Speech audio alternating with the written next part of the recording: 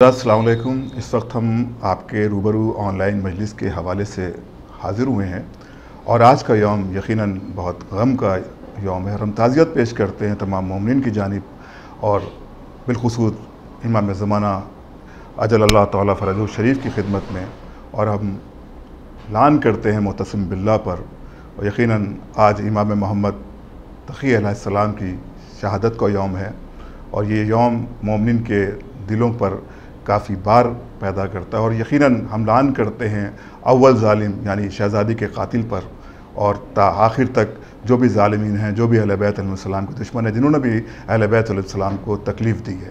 جیسا کہ آپ کو پوسٹر کے ذریعے، اخبارات کے ذریعے اطلاع دی جا چکی ہے کہ یہ مجلس برسی برائے سال ثواب فخر الواعظین مولانا مرزا محمد طاہر صاحب تابات سرا کی اور اہلیہ خطیب اکبر کی دیسے کی مجلس کا آغاز اس وقت آن لائن گراف ایجنسی پر کیا جا رہا ہے۔ تو باقاعدہ طور پر مجلس کے آغاز کے لیے ہم گزارش کرتے ہیں برادر محترم جناب قاری ندیم نجفی صاحب سے کہ وہ تشریف لائیں اور کلام ربانی سے مجلس کا آغاز کریں۔ اللہم صلی علی محمد و آل محمد۔ اعوذ باللہ من الشیطان اللعین الرجیم۔ بسم اللہ الرحمن الرحیم۔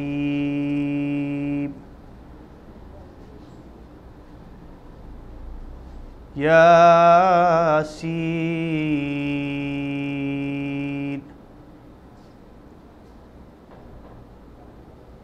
والقرآن الحکیم انک لمن المرسلین۔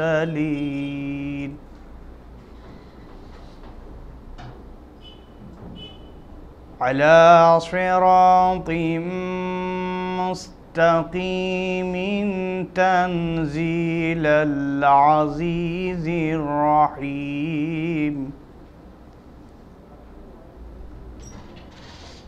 لتنذر قوما ما انذر آباؤهم فهم غافلون۔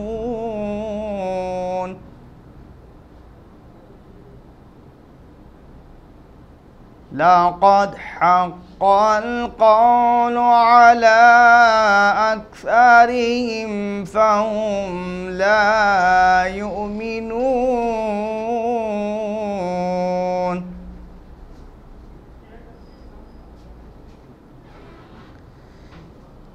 إنا جعلنا في أعناقهم أغلالا فهي إلى الأذقان فهم مقمحون۔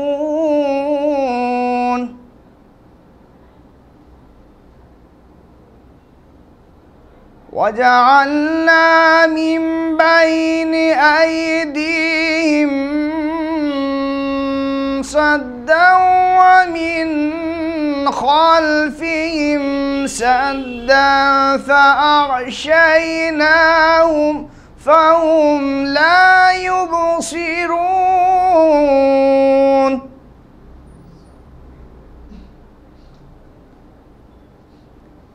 وسواء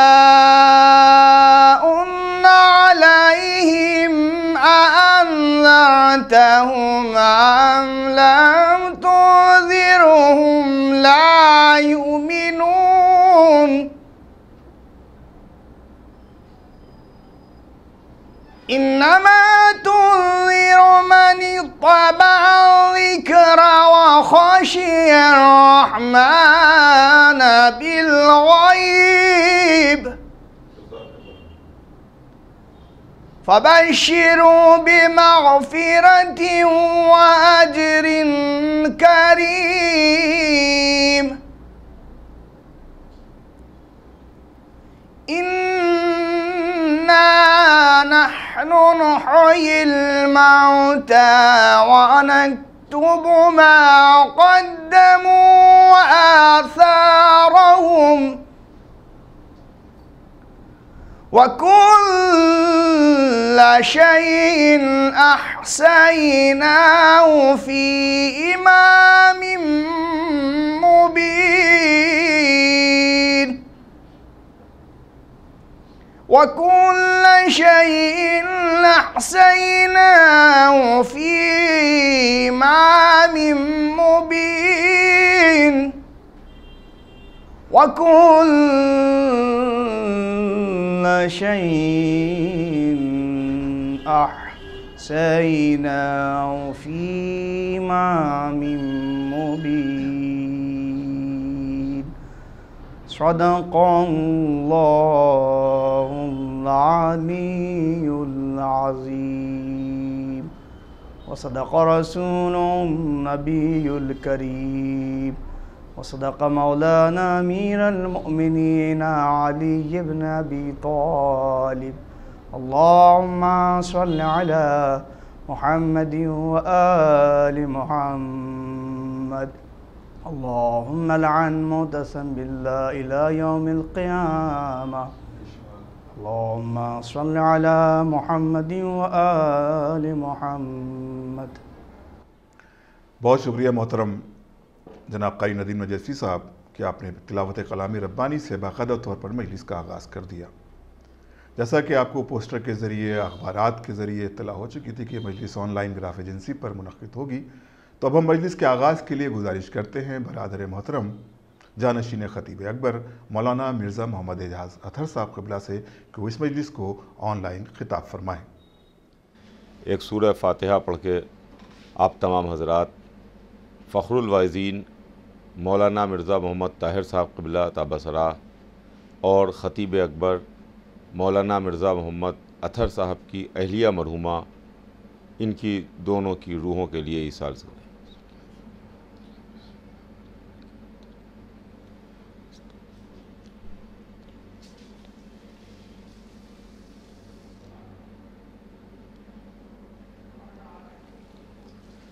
औज़ु बिल्लाहिस्समील अलीम मिनश्शैतानिर्रजीम बिस्मिल्लाहिर्रहमानिर्रहीम अल्हम्दुलिल्लाहि रब्बिल आलमीन वस्सलातु वस्सलामु अला सय्यदना व नबियना व शफ़ीना बिल क़ासिम मुहम्मद व आलिहि तय्यबीन अत्ताहिरीन अल मासूमीन वलानतुल्लाहि अला आदाइहिम अजमईन मिन यौमिना हाज़ा इला यौमिद्दीन।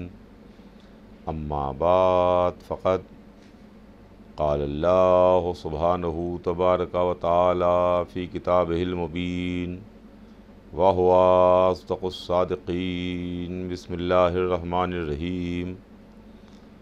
क़ुल ला अस्अलुकुम अलैहि अजरन इल्लल मवद्दता फ़िल क़ुरबा। खुदावंद आलम कुरान मजीद में इरशाद फरमा रहा है कि हमारे हबीब अपनी उम्मत से कह दीजिए कि हम तबलीग़ रिसालत के बदले में कोई मज़दूरी नहीं चाहते, कोई बदला नहीं चाहते, कोई एहसान नहीं चाहते। हमें तो सिर्फ़ और सिर्फ़ अपने क़राबतदारों की मोहब्बत चाहिए।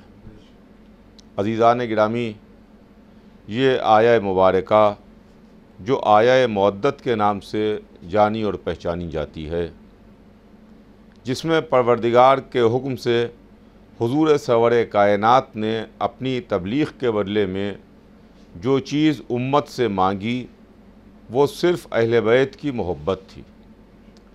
रसूलुल्लाह जो भी चाहते वो उम्मत से तलब कर सकते थे, लेकिन रसूलुल्लाह ने न इक़्तिदार मांगा, न दौलत मांगी, न हुकूमत मांगी, न असर मांगा, न सल्तनत मांगी। रसूलुल्लाह ने हुक्म परवरदिगार से वो शय मांगी जिसको अल्लाह ने तमाम इंसानों में बराबर से तक़सीम किया। बराबर से तक़सीम होने वाली शय का नाम मोहब्बत है, जो तमाम इंसानों में अल्लाह ने बराबर से तक़सीम की। जौहर मोहब्बत वो है जो तमाम इंसानों में बराबर से तक़सीम हुआ, चाहे आलिम हो या जाहिल, काला हो या गोरा, दोस्त हो या दुश्मन। اللہ کو ماننے والا ہو یا اللہ کا انکار کرنے والا ہو، محبت کا جوہر برابر سے ہے۔ ایک عالم اور ایک جاہل دونوں اپنے اولاد سے ایک ہی طرح سے محبت کرتے ہیں۔ امیر و غریب دونوں اپنی اولاد سے ایک ہی طریقے سے محبت کرتے ہیں۔ ایسا نہیں ہے کہ امیر اپنی اولاد سے زیادہ محبت کرتا ہو، غریب اپنی اولاد سے کم محبت کرتا۔ تو حضور سرور کائنات نے محبت میں حکم پروردگار سے اہل بیت کی محبت مانگی اجر رسالت میں۔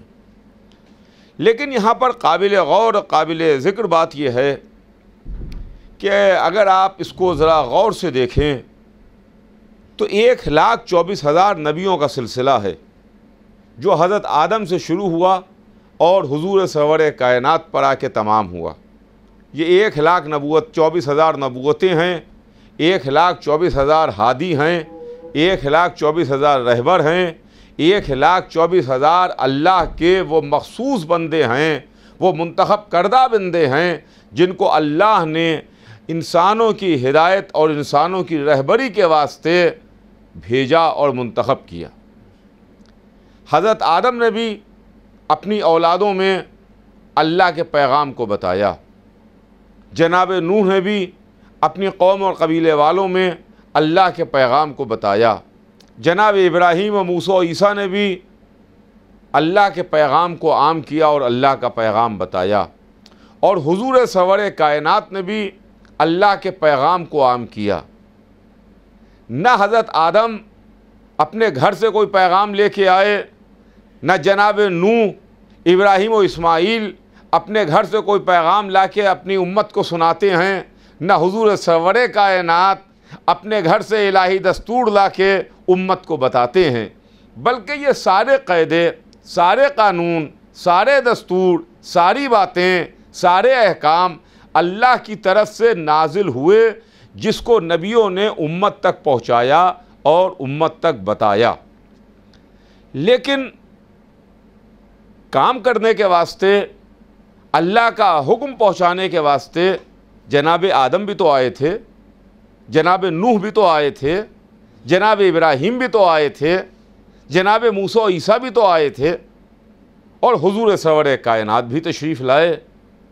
مگر یہ تو بڑی ناانصافی ہوگی اگر ہم یہ کہیں کہ ایک کام کرنے کے واسطے کہیں پر 10 انسان آئیں، 10 کام کرنے والے آئیں، اس میں آپ 9 کو اجرت نہ دیجئے اور 1 کو اجرت دے دیجئے۔ 1 کو اجرت مل جائے اور 9 کو اجرت نہ دی جائے، جبکہ آپ دیکھ رہے ہیں، آپ کو معلوم ہے کہ 9 نے بھی کام کیا ہے، اپنی حیثیت کے مطابق انہوں نے بھی کام کیا، جتنی ان کی حیثیت ہے، جتنی ان کی طاقت ہے، جتنی ان کی صلاحیت ہے، جتنا کام ان کے حوالے کیا گیا ہے، اتنا کام انہوں نے کیا۔ آپ نے 1 کو تو اجرت دے دی اور بقیہ 9 کو اجرت نہیں دی، تو یہ بات آ جائے گی کہ صاحب ان 9 کا کیا ہوگا، ان 9 کی اجرتوں کا کیا ہوگا۔ اسی واسطے قرآن ہم کو ریکارڈ کر کے آواز سنا رہا ہے، جہاں پر انبیاء یہ کہتے ہوئے گزر گئے کہ ہمارا اجر تو اللہ کے حوالے ہے، ہماری محنتوں کا صلہ تو اللہ کے پاس ہے، ہم جو یہ کام کر کے جا رہے ہیں ہماری محنتوں کا بدلہ دینے والا اللہ ہے۔ 1,24,000 میں 1,23,999 انبیاء نے اجرت نہیں مانگی، حضور سرور کائنات نے اجرت مانگی۔ رسول اللہ نے اپنی امت سے محنتوں کے بدلے میں اس کا بدلہ مانگا، اس کا صلہ مانگا۔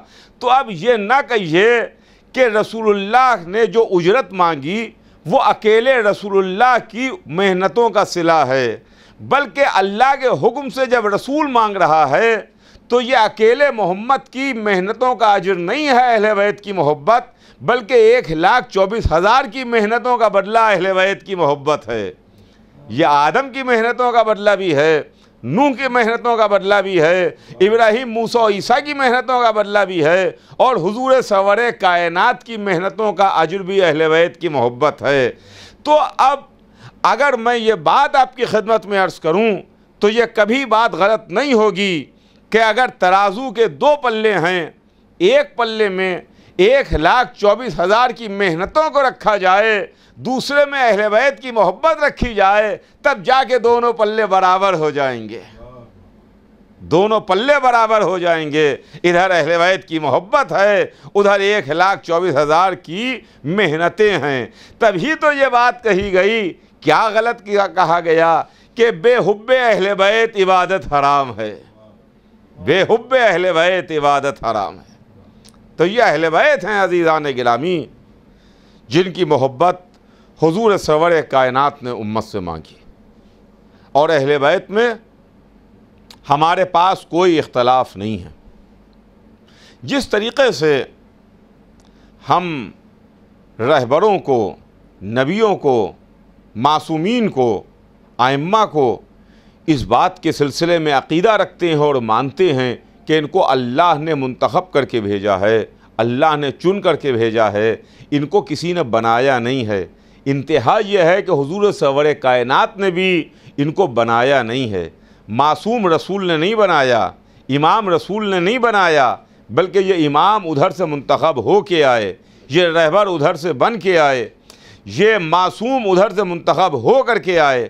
اسی طریقے سے اہل بیت رسول میں کون شامل ہے، کون شامل نہیں ہے، کون اہل بیت میں ہے، کون اہل بیت میں نہیں ہے، تو جب سب ادھر سے منتخب ہو کر کے آئے ہیں تو اہل بیت میں کون ہے کون نہیں ہے یہ بھی ہم کو رسول ہی بتائیں گے۔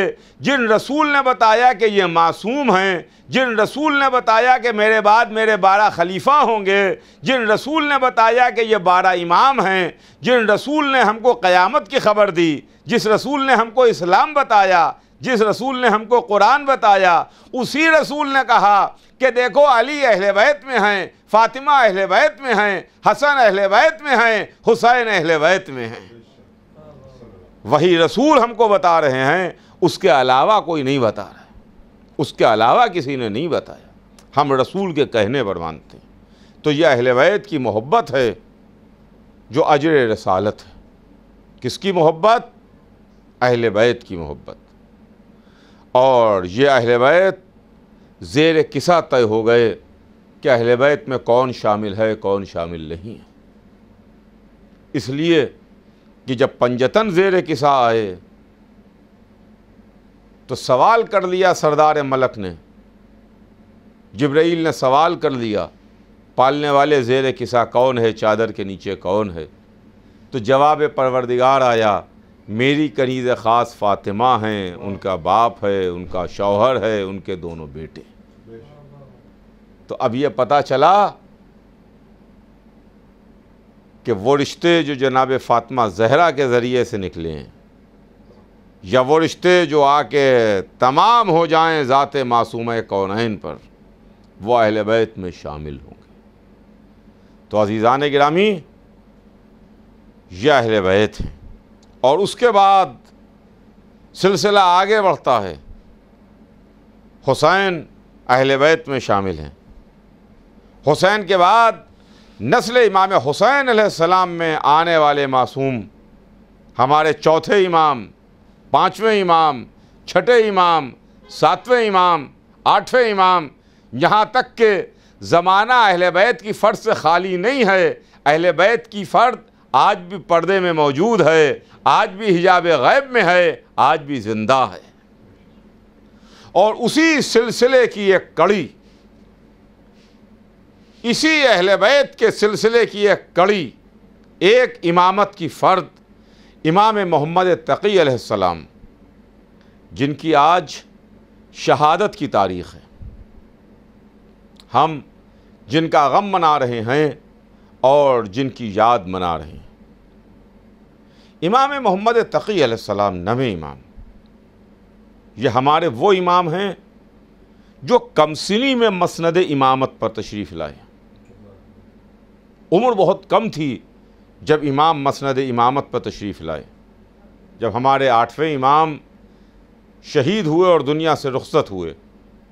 ابھی چند دن پہلے 23 تاریخ آپ نے امام علی رضا علیہ السلام کا غم منایا، 23 کو باپ کی شہادت کا غم منایا، اور آج بیٹے کی شہادت کا غم ہے، یہ باغ زہرا ہے، یہ محمد کے گھر کے پھول ہیں جن کو ظالموں نے شہید کیا۔ تو یہ ہمارے نویں امام، امام محمد تقی علیہ السلام، ہماری جان فدا اور ہماری جان نثار۔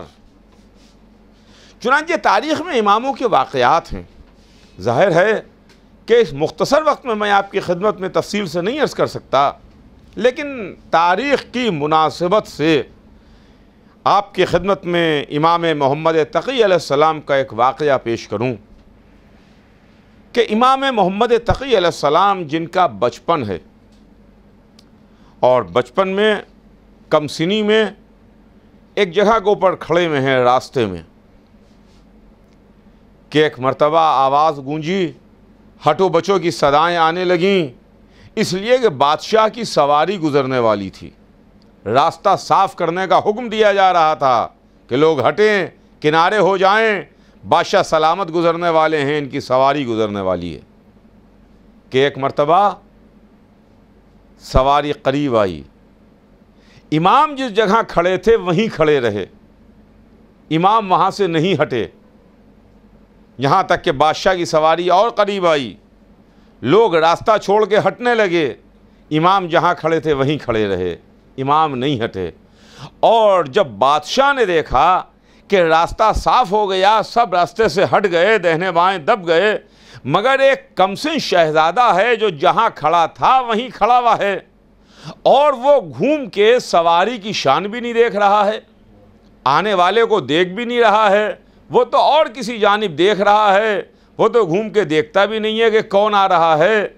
تو فطرت کا تقاضا یہ ہے کہ انسانی نظر جا کے اس پر ٹھہر جائے گی، انسانی نیچر ہے، فطرت ہے، ہیومن نیچر ہے کہ نظر جا کے ٹھہر گئی کہ یہ بچہ کھڑا ہوا ہے، نہ راستے سے ہٹا ہے، نہ سواری کی شان دیکھ رہا ہے۔ تو بادشاہ اپنی سواری لیے ہوئے آیا اور بچے کے برابر میں لا کے کھڑی کی کہ ایک مرتبہ وہ جھک کے سواری سے بچے سے پوچھتا ہے کہ فرزندے صاحبزادے، سب راستہ چھوڑ کے چلے گئے، آپ راستے سے نہیں ہٹے، آپ نے راستہ نہیں چھوڑا؟ کہ امام نے گردن اٹھا کے دیکھا اور کہا بادشاہ، نہ راستہ تنگ ہے، نہ میں تیرا مجرم ہوں، میں راستے سے ہٹوں کیوں؟ کیا جواب دیا ہے خدا کی قسم! یہ جواب تو صرف ایک ہی گھرانے سے ملتا ہے جو گھرانہ محمد کا گھرانہ ہے۔ نہ راستہ تنگ ہے، نہ میں تیرا مجرم ہوں۔ بادشاہ سمجھ گیا کہ یہ ایک ہی گھرانہ ہے جہاں سے جواب ملتا ہے۔ میں کہوں گا بادشاہ، بہت احتیاط سے بات کرنا، بہت تمیز سے بات کرنا، ان کے گھرانے میں بھاگنے کا چلن ہی نہیں ہے تو یہ سواری کی شان دیکھ کے بھاگیں گے کیا؟ یہ بھاگیں گے کیا؟ خیر بادشاہ آگے بڑھ گیا، سواری آگے بڑھا لی، اور تھوڑی دور آگے گیا تھا کہ اس کا جو باز تھا، ہوا میں اڑنے والا جانور، وہ شکار کر کے مچھلی لے کے آیا۔ تو بادشاہ نے دیکھا کہ یہ تو ہوا میں اڑنے والا جانور ہے اور یہ پانی کی شے مچھلی لے کے آ گیا، یہ کیسے لے کے آیا؟ تو بادشاہ کی سمجھ میں نہیں آیا، تو اس نے کہا کہ چلو اس بچے سے پوچھتے ہیں، وہی شہزادہ جواب دے دے گا۔ دیکھیے بادشاہ جانتا ہے کہ یہ کون ہیں، کم سنی ہے، 6 برس کا سن ہے، مگر بادشاہ جان رہا ہے کہ اگر جواب ملے گا تو اسی شہزادے سے ملے گا۔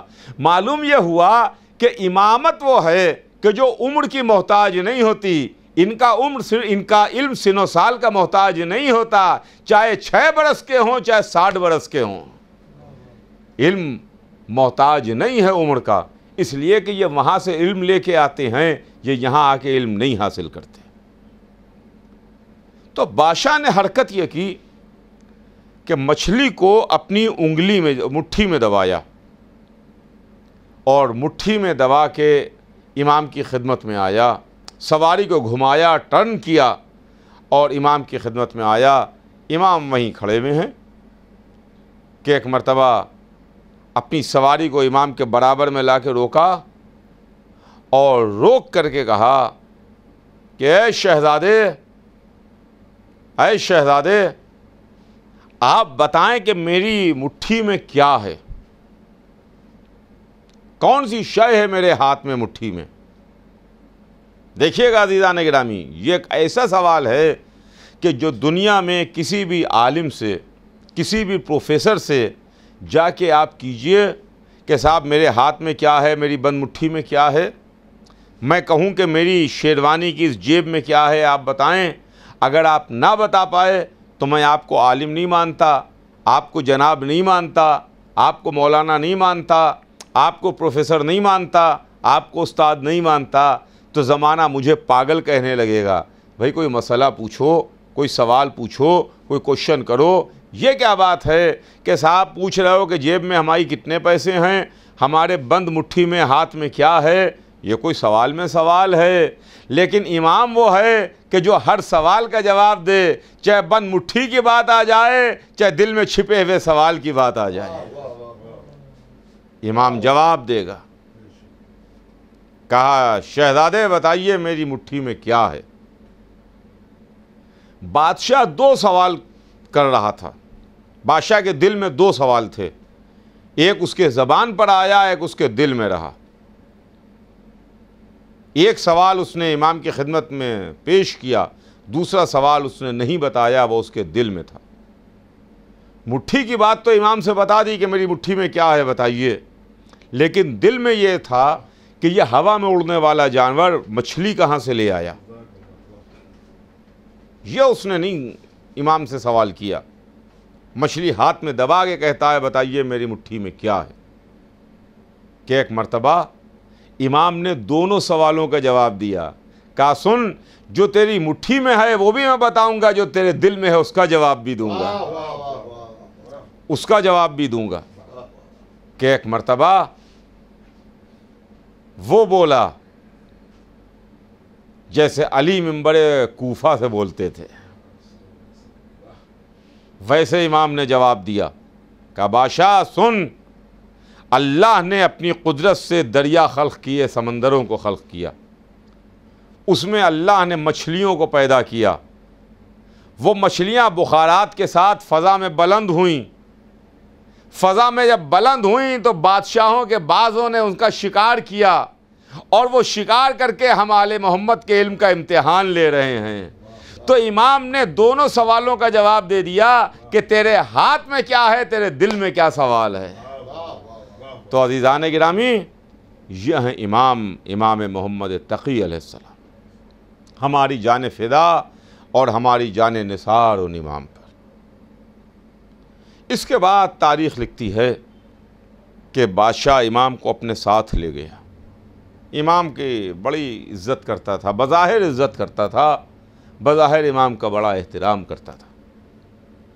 دیکھیے یہ عزت اور احترام، کسی کے دل میں اور ذہن میں یہ بات نہ آئے کہ صاحب یہ دل سے احترام کر رہا ہے اور دل سے عزت کر رہا ہے، یہ نہ دل سے عزت ہے نہ دل سے احترام ہے۔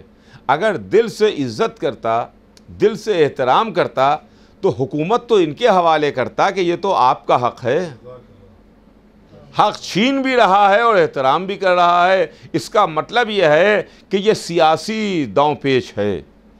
جس طریقے سے گرگٹان رنگ بدلتا ہے اسی طریقے سے حکومتیں بھی اپنا رنگ بدلتی رہتی ہیں، ویسے ہی حکومتیں بھی اپنا رنگ بدلتی ہیں کہ کبھی ان کو قید کرتی ہیں، کبھی ان کو شہید کرتی ہیں، کبھی ظاہری طور پر ان کو ولی عہدی پیش کرتی ہیں اور ان کا احترام کرتی ہیں۔ حکومتوں کی اپنی پالیسی ہوتی ہے، حکومتوں کا اپنا فائدہ اور نقصان ہوتا ہے، وہ اپنی پالیسی دیکھ رہی ہیں، اپنا فائدہ اور نقصان دیکھ رہی ہیں، کس وقت کون سے موقع کے اوپر احترام کرنے میں ان کو فائدہ ہے، کس وقت انہیں قید کرنے میں فائدہ ہے، کس وقت انہیں ولی عہد بنانے میں فائدہ ہے، کس وقت انہیں شہید کرنے میں فائدہ ہے۔ یہ حکومتیں دیکھ رہی ہیں جو اسلام کے نام پر آئیں تو ہیں، اسلام کے نام کے اوپر تخت پر بیٹھے، حکومت پر قابض ہوئے، اقتدار پر قبضہ کیا، بظاہر اسلامی حکومت ہے، مگر جو بانی اسلام کی نسل سے ہیں، جو بانی اسلام کی بیٹی کے بیٹے ہیں ان کے ساتھ اس طرح کی عداوت، اس طرح کی دشمنی، اس طرح کا برتاؤ اور اس طرح کا سلوک؟ تو یہ ہمارے نویں امام محمد تقی علیہ السلام، ہماری جان فدا اور ہماری جان نثار ان امام پر، انہوں نے علم کے دریا بہائے، علم کے دریا بہائے، اور عالم یہ تھا کہ بچپن میں امام محمد تقی علیہ السلام نے ایک بہت بڑے عالم سے مناظرہ کیا۔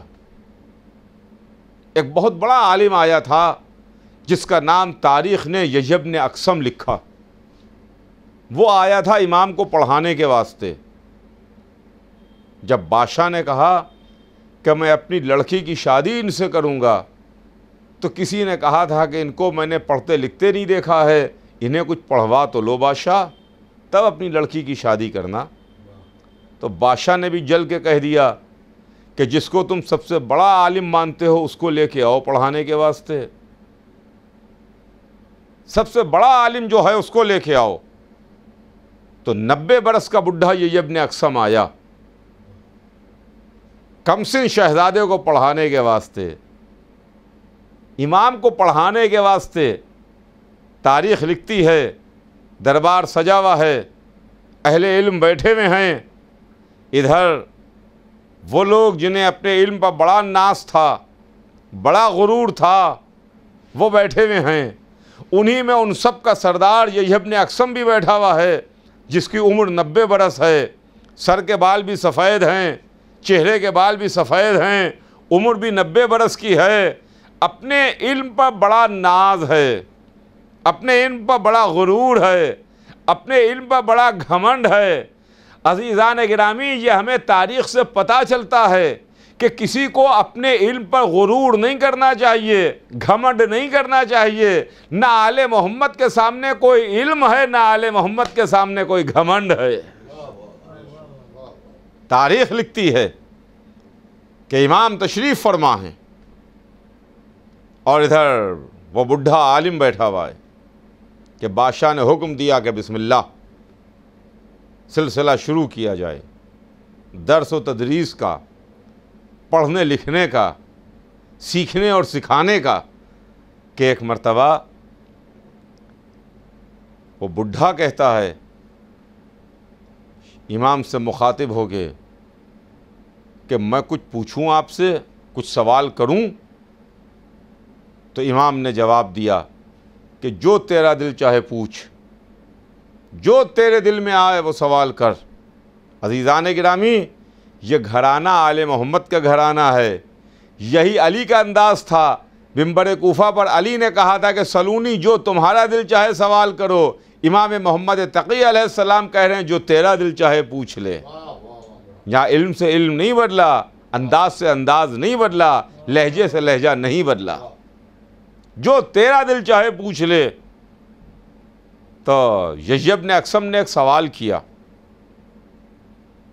کہ اگر کوئی حالت احرام میں شکار کھیلے تو اس کا کفارہ کیا ہے؟ کہ ایک مرتبہ امام نے کہا سوال تیرا محمل ہے، اسے واضح کر۔ شکار کھیلنے والا مرد تھا یا عورت، عالم تھا یا جاہل، ہل میں شکار کیا تھا کہ حرم میں، اپنے فعل پر نادم تھا یا مصر تھا؟ بول کیا ہے؟ بڈھا اپنے سوال میں خود ہی الجھ کے رہ گیا، کیا جواب دے، خاموش ہو گیا۔ کہ ایک مرتبہ امام نے خود ہی ہر مسئلے کو واضح کیا۔ اگر عورت ہے تو یہ ہے، مرد ہے تو یہ ہے، ہل میں کیا تو یہ ہے، اور حرم میں کیا تو یہ ہے، اور دن میں شکار کیا تو یہ مسئلہ، اور رات میں ہے تو یہ مسئلہ۔ امام نے ہر مسئلے کو الگ الگ واضح کیا۔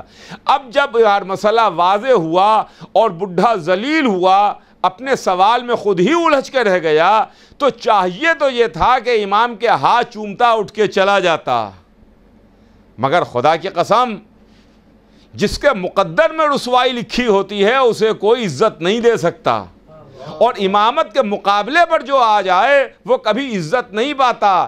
یہ ہم نے ہر دور میں دیکھ لیا، چاہے بعد رسول کا دور ہو چاہے آج کا زمانہ ہو، جو بھی امامت کے سامنے آیا وہ ذلیل ہوا، وہ رسوا ہوا، اور ایسا ذلیل و رسوا ہوا کہ زمانہ اسے عزت نہ دے سکا۔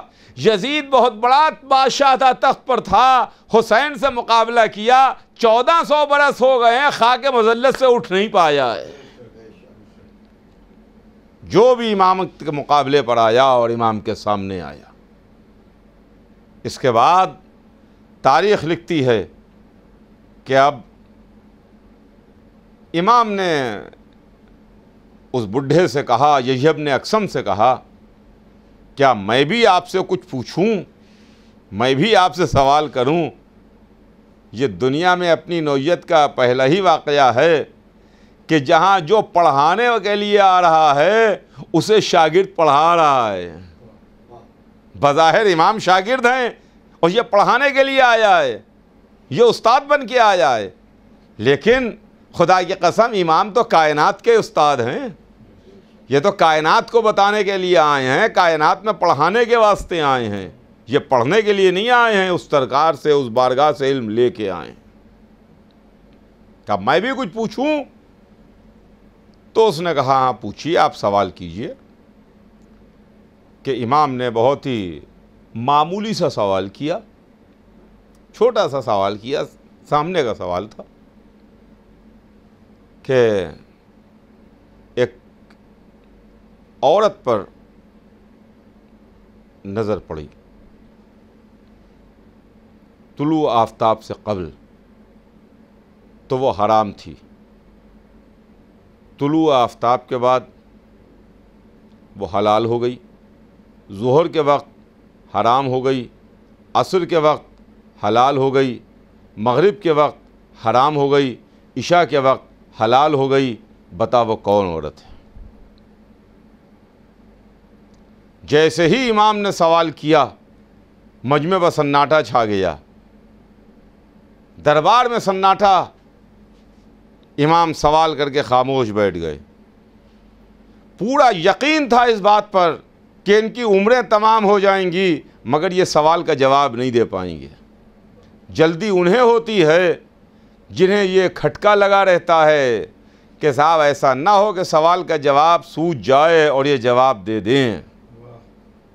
خاموش بیٹھا ہوا ہے، بڈھا سر جھکائے بیٹھا ہے، بادشاہ بھی خاموش بیٹھا ہے، وہ لوگ بھی بیٹھے ہوئے ہیں جو کہہ رہے ہیں کہ انہیں کچھ پڑھوا تو لیجئے۔ اگر بادشاہ سلامت آپ اپنی لڑکی کے ساتھ شادی کرنا چاہتے ہیں تو انہیں کچھ پڑھوا تو لیجئے۔ دربار میں سناٹا ہے۔ جب تاریخ لکھتی ہے کافی وقت گزر گیا کہ بادشاہ نے امام کی جانب ہاتھ جوڑے، کہا فرزند رسول اس میں سے کوئی نہ بتا پائے گا، کوئی نہ بتا پائے گا، آپ ہی سوال کو واضح کیجئے، آپ ہی اس کا جواب دیجئے۔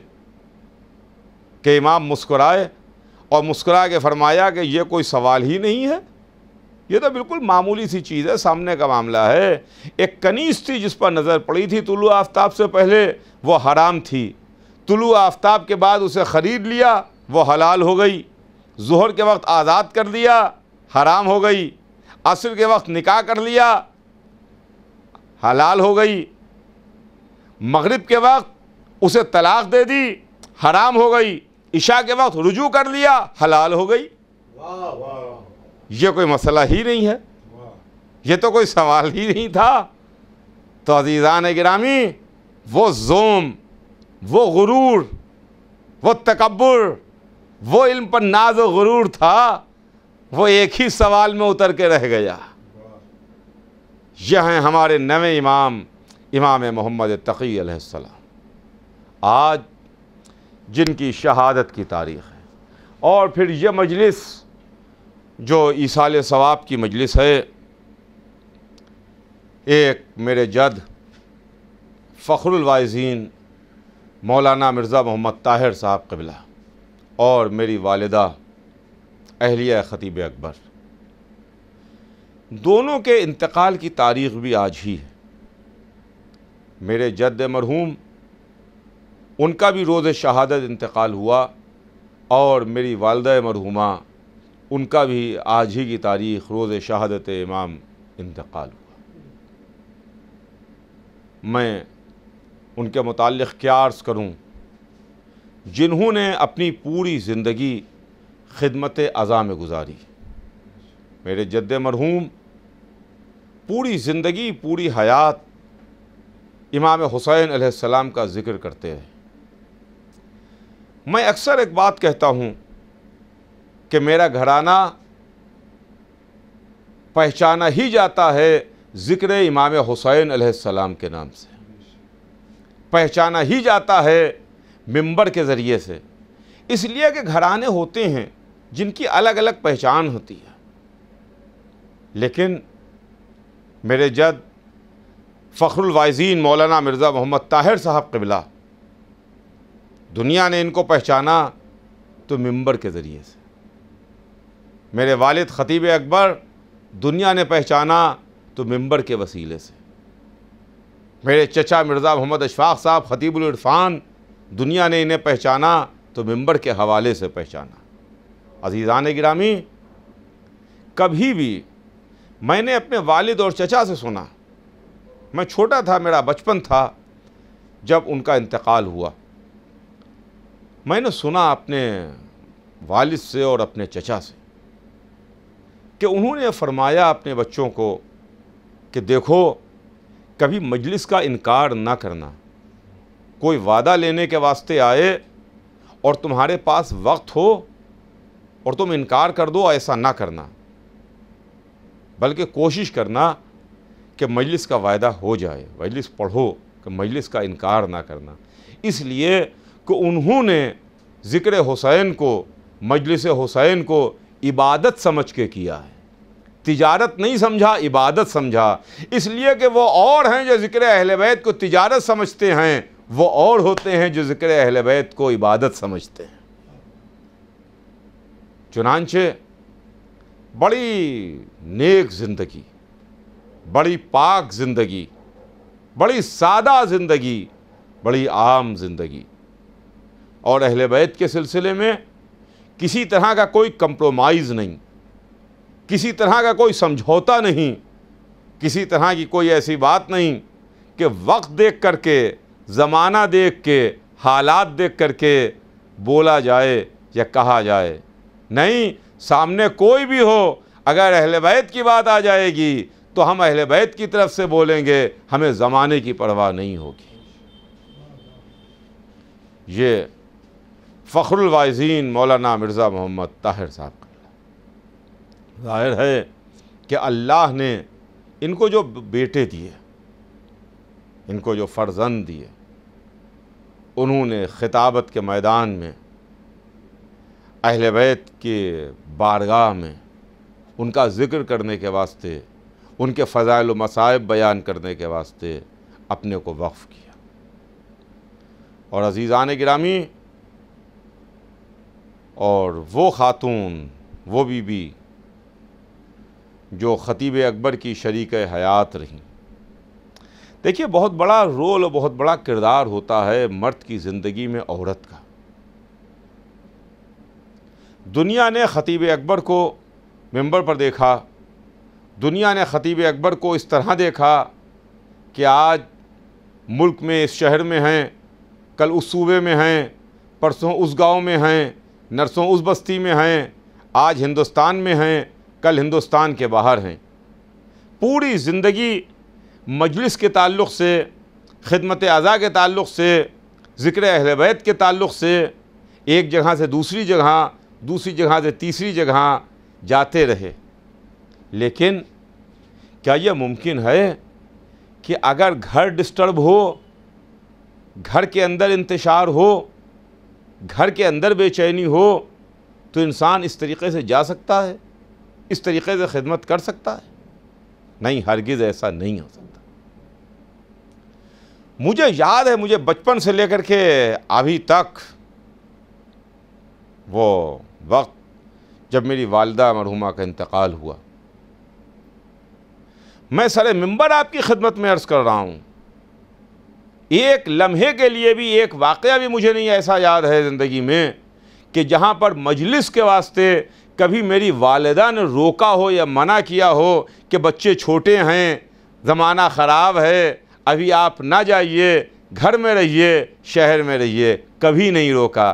معلوم یہ ہوا کہ گھر سے یہ اطمینان ہے کہ بچوں کی تعلیم ہوتی رہے گی، تربیت ہوتی رہے گی، دیکھ بھال ہوتی رہے گی۔ آپ جا کے ذکر اہل بیت کیجئے، خدمت عزا کیجئے، خدمت اہل بیت کیجئے، خدمت ذکر حسین کیجئے۔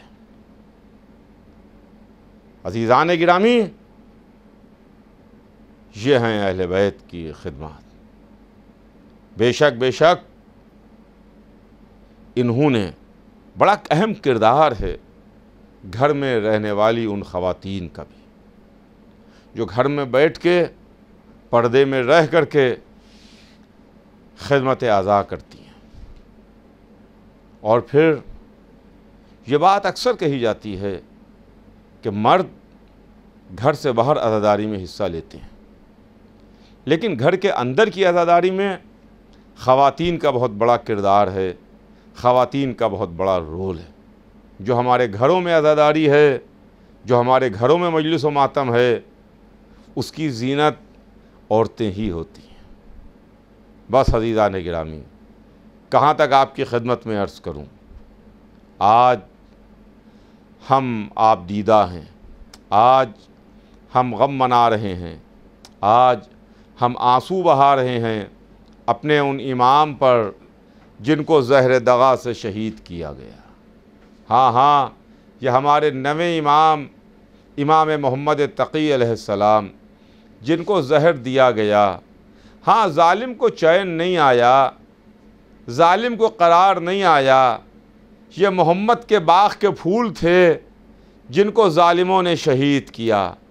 ہمارے نویں امام محمد تقی علیہ السلام، جب اثر زہر جسم پر ہوا تو پیاس کی شدت ہوئی، پانی مانگتے تھے کہ مجھے پانی دے دو، مجھے پانی پلا دو۔ تو امام کی زوجہ، وہ ملونہ جس نے تاریخ میں بیان دیا، جس کا اسٹیٹمنٹ تاریخ کے سینے میں موجود ہے، وہ کہتی رہی کہ محمد تقی پانی مانگتے رہے مگر میں نے ان کو پانی نہ دیا۔ میں کہوں گا امام محمد تقی علیہ السلام، آپ دنیا سے پیاسے رخصت ہوئے، آپ پانی مانگتے رہے مگر آپ کو پانی نہ ملا، تو کیا آپ کو اپنا جد یاد آ رہا ہوگا جو کربلا میں 3 دن کا بھوکا اور پیاسا شہید ہوا، جو اپنے ہاتھوں پر 6 مہینے کے بچے کو لیے ہوئے پانی مانگ رہا تھا؟ ارے ظالموں، اگر میں خطاوار ہوں تو یہ بچہ تو خطاوار نہیں ہے، اسے تھوڑا سا پانی پلا دو۔ نہ امام محمد تقی کو پانی ملا، نہ کربلا کے شہیدوں کو پانی ملا۔ ہاں، اسی بے کس و مظلوم کا غم ہے۔ واہ حسینہ، واہ مظلومہ کی صدائیں۔ ایک سورہ فاتحہ فخر الواعظین مولانا مرزا محمد طاہر صاحب قبلہ اور اہلیہ مرحومہ خطیب اکبر مولانا مرزا محمد اطہر صاحب، ان دونوں کی روحوں کے واسطے آپ پڑھ کے انہی روحوں کو ایصال کریں۔ جزاک اللہ محترم مرزا محمد اعجاز اطہر صاحب، آپ نے آج کی تاریخ کے مناسبت سے بہترین واقعات امام کے حوالے سے پیش فرمائے۔ ہم ایک بار پھر لان کرتے ہیں معتصم باللہ پر اور صلوات بھیجتے ہیں اہل بیت علیہ السلام پر۔ یقیناً آج کا روز بہت غم اور اندوہ کا روز ہے۔ پروردگار ہم سب کو اس غم کے صدقے میں جو آنے والا محرم ہے، وہ باقاعدہ طور پر ہم اس کو جس طرح سے ہر برس منعقد کرتے تھے، جس طرح سے شامل ہوتے تھے، جس طرح سے مجالسوں کا انعقاد کرتے تھے، اس مجلس کے تصدق میں پروردگار یہ وبا کووڈ-19 جلد سے جلد دور ہو اور ہم جس طرح سے فرش عزا بچھاتے تھے اسی طرح سے فرش عزا بچھائیں۔ اور انشاءاللہ امام زمانہ اجل اللہ تعالیٰ فرجہ شریف کی بارگاہ میں تعزیت پیش کرتے ہوئے دعا گو ہے کہ پروردگار کی بارگاہ میں وہ عرض کر دیں کہ اس وبا کو جلد سے جلد دنیا سے زائل کر دیں۔ ہم ایک بار پھر خانوادہ خطیب اکبر کی جانب سے تمام ویورز کا شکریہ ادا کرتے ہیں، گراف ایجنسی کی جانب سے تمام ویورز کا شکریہ ادا کرتے ہیں، اور ساتھ ہی ساتھ ایک اعلان بھی آپ کی خدمت میں کر دیں کہ آنے والی 25 جولائی اور 26 جولائی کو ایک کانفرنس، انٹرنیشنل کانفرنس کا انعقاد کیا جا رہا ہے फ़ख्र मिल्लत बरादर जनाब मौलाना मिर्ज़ा यासूब अब्बास साहब की जानिब से। और इंशाअल्लाह ये ऑनलाइन प्रोग्राम भी आप ग्राफ एजेंसी पर ज़रूर सुने, और ये तहफ़्फ़ुज़ अज़ादारी के हवाले से ये प्रोग्राम का आगाज़ किया जाएगा, इसमें भी आप ज़्यादा से ज़्यादा शिरकत करें। अब हमें दिए इजाज़त, खुदा हाफिज़, वस्सलाम।